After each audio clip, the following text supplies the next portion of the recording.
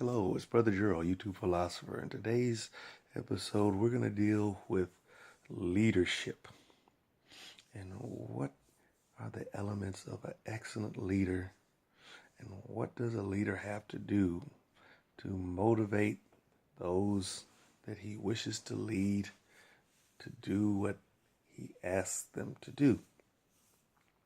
And I had a discussion with my sister, who is a late bloomer in following that God of the Bible, a little bit later than me. In fact, it was during the time that she had spent many years living a riotous life, being on drugs and living out in the street, hanging out in dope houses, that she came to herself and eventually made it back. She joined AA, started instituting those principles in her life, and she continued to read the Bible and go to church.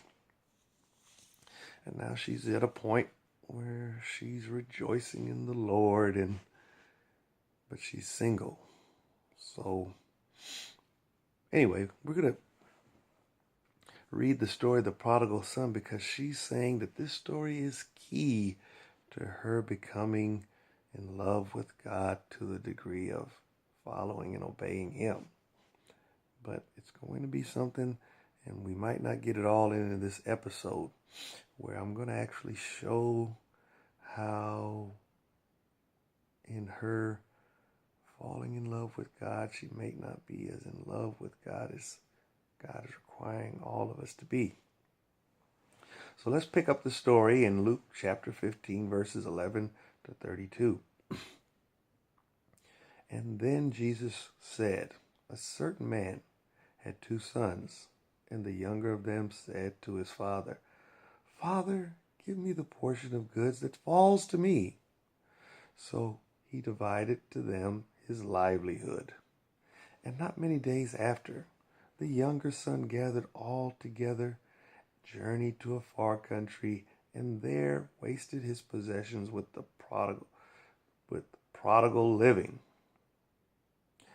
But when he had spent all, there arose a severe famine in that land, and he began to be in want. Then he went and joined himself to a citizen of that country, and he sent him into the fields to feed the swine. And he would gladly have filled his stomach with the pods that the swine ate, and no one gave him anything. But when the son came to himself, he said, How many of my father's hired servants have bread enough and to spare, and I perish here with hunger? I will arise and go to my father, and I will say to him, Father, I have sinned against heaven and before you, and I am no longer worthy to be called your son. Make me like one of your hired servants. And so the son, he arose and came to his father. But when he was still a great distance off, his father saw him and had compassion, and ran and fell on his neck and kissed him.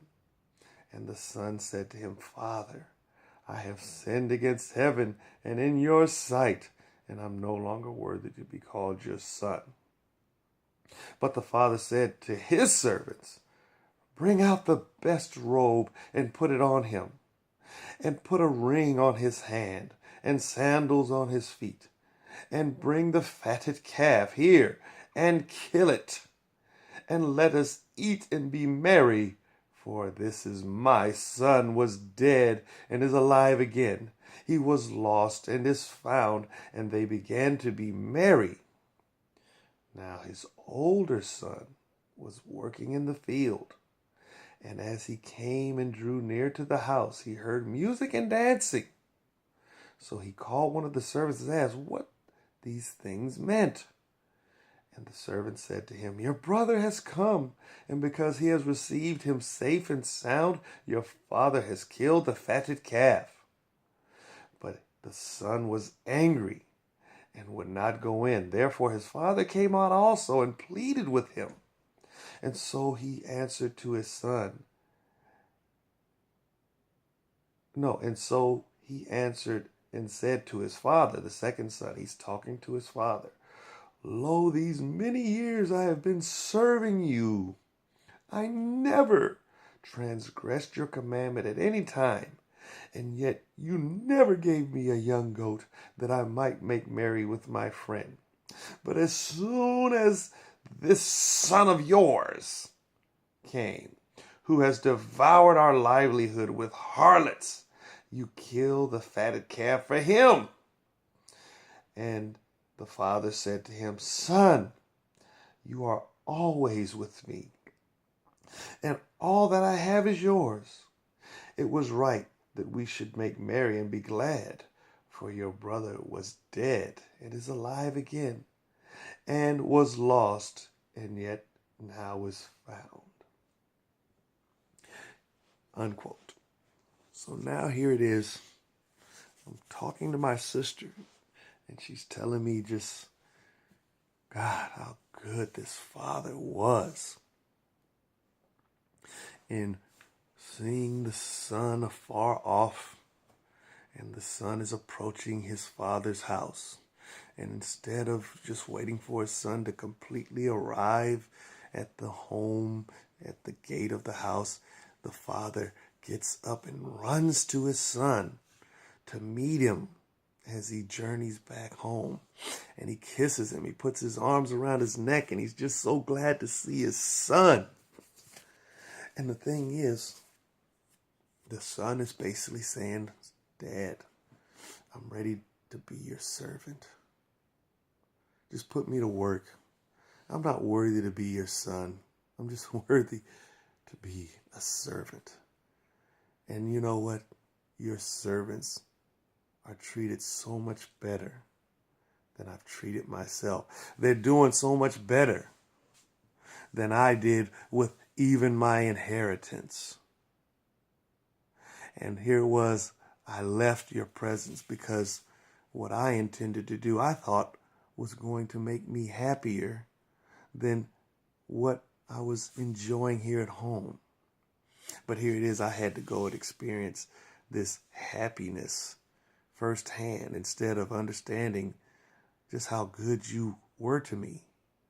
How good you were that you were able to build a home around me, filled with servants. You were able to do all of these wonderful things because you had established a order and structure of business. You established an order, a structure of household. You established all of these things that enabled you to not only be a blessing unto yourself and unto your children and your household, you were able to establish a business that was a blessing and a benefit to where even your servants are prospering, to where they're not just eking out a living. They're eking out a living, but they have surplus. They have gain. They have excess. And this was something that the son only appreciated after he had received that which he had not earned. But it was given to him by virtue of just being the father, the son of the father. And here it is. This parallel of the story is for us to understand that we, by virtue of being created of God, He is our Father. And by virtue of enjoying the life that we have been given, we don't deserve anything in this life, but we have so much to receive and so much that we have received that we don't really appreciate these things until something's threatened them or we use them in a manner that these things weren't intended to be used. And then when we see the loss, when we suffer deprivation, These are the things that make us look back. And the strange thing about this situation was that the son had left his father's home, and he left and he spent his inheritance on riotous living. And when he ran out of money, there was a famine in the land. So he had received something that which he had not earned. He didn't even understand how he could make what he had received grow. So the only thing he could do was tap into it until he ran out. And when he ran out, he was bankrupt. And in being bankrupt, he attached himself to a citizen and put him to work to feed the pigs. So pay attention to the story, people. After he had received his inheritance, he left his father's presence because he didn't want to live under these regimented rules that enabled him to receive an inheritance. The very things that he's running away from were the very things that enabled his father to build up something such that he could give to his son an inheritance. And so his son runs off and squanders it. He doesn't take it and build a household, filling it with servants and enabling him to be like his father to his children. He consumes it on himself. And once it's consumed on himself, now he's looking for somebody else to fill him back up. But he attaches himself to a citizen, and the citizen only is able to exploit him and use him to feed his pigs. And it was at the point of this being brought to this lowest denominator that he recalls his father's home. He recalls how his servants were living better than what he's living. And so he came to his senses and went back home. And he went back home in humility. But he went back home because he hungered for that which he abandoned. He freely chose to leave, and his father let him go. He gave his son that which fell to him because the father knew that what I give this young man right now is just a snapshot of the provision God is going to give to me just for this day. Because think about it. Jesus is the one telling the story, and he gave his followers the Lord's Prayer. And basically the Lord's Prayer, there's a part in it where it says, "Give us this day our daily bread." So here it was, the father in the prodigal son story is taking a snapshot of what God has given to him.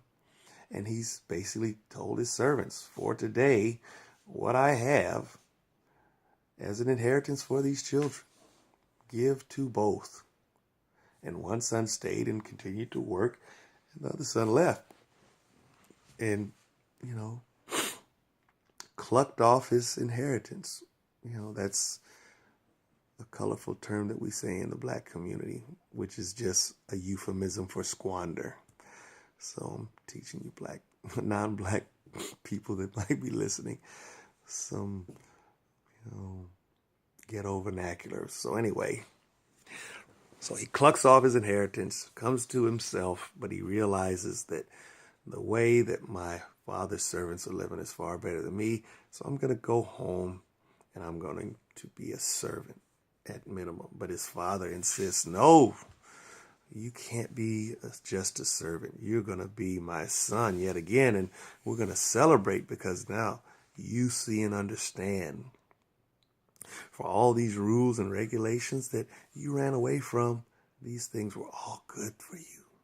And they weren't just good for you, they were good for me. Because here it is, I've been able to create a household that is full of abundance and blessing. But here it is, you took that which was yours to do with as you will. And you squandered it. But now here it is. You see and understand just the value of what I have given to you that you took so for granted and is having no real value. So my sister looked at this story and she basically said, hey, I'm just so glad that this father ran and embraced the son and did all this riotous celebration and he's restored.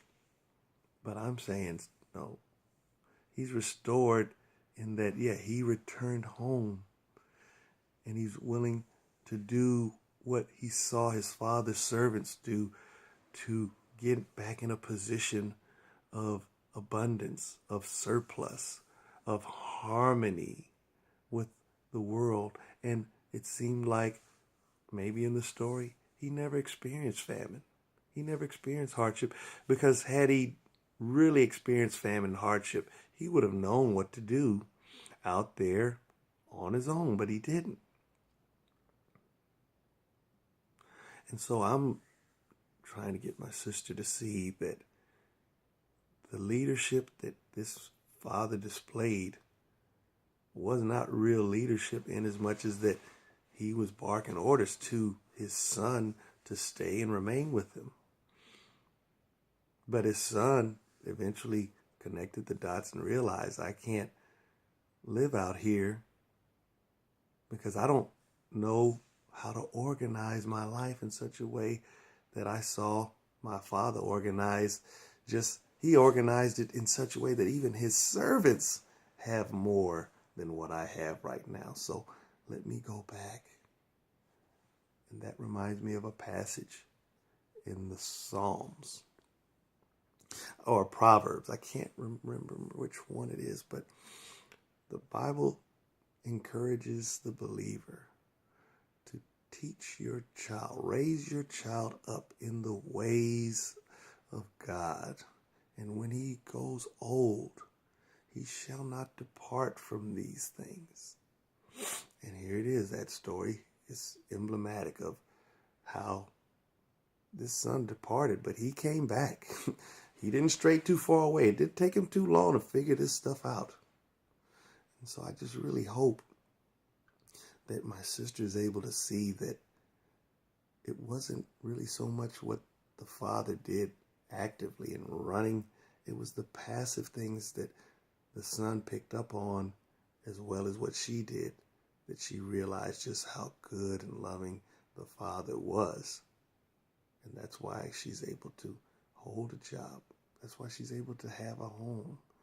But we're going to go into one more episode where I'm going to actually show her, and hopefully the listeners, the female listeners, how in doing beyond that, you won't have to just rejoice in the Lord if that's truly not what you want to do. So with that, I hope this episode gets people to think a little more clearly about the prodigal son, to get that blessing. And with that, I depart. Peace to you all.